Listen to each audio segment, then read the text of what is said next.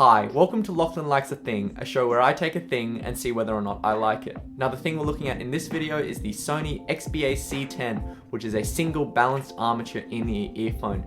Now if you've seen my earlier review of the Sony XBA-1, the XBA-C10 will seem a little familiar to you because they actually use the same single balanced armature driver.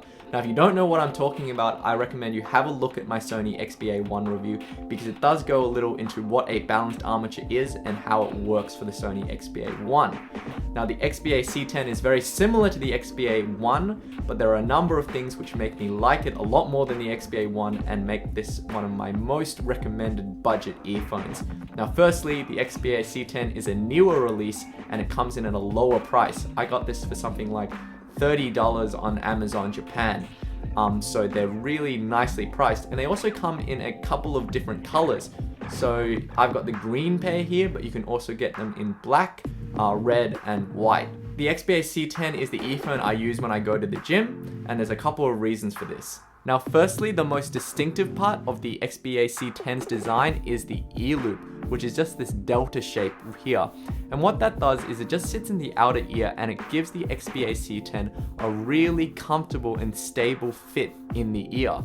So when you're moving about, that's really nice. The other nice thing about the C10 is that unlike the XBA-1 where the driver has been horizontally mounted, the XBA-C10 has a vertically mounted driver, which means it sticks out of your ears less, it feels more stable in the ears, and you also get less wind noise when you go running. The XBA-C10 has a lightweight cable that's still quite durable and doesn't tangle very easily thanks to the serrations that run along the length of the cable, and they're quite hard to see in this video.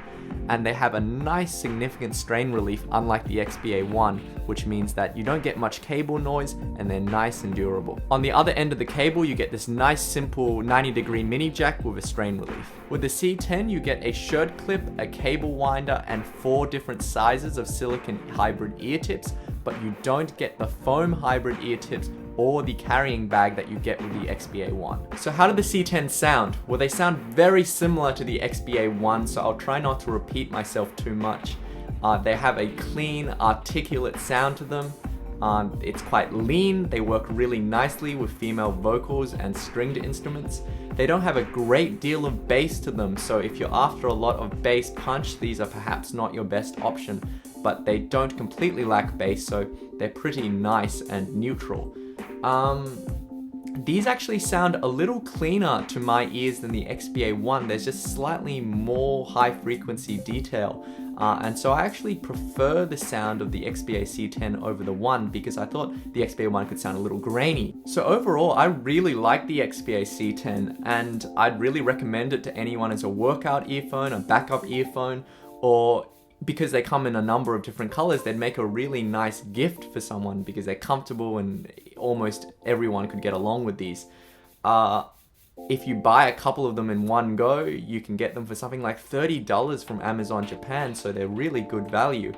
And I can't emphasize enough how much I was surprised at the XBA-C10, given that it is cheaper than the XBA-1.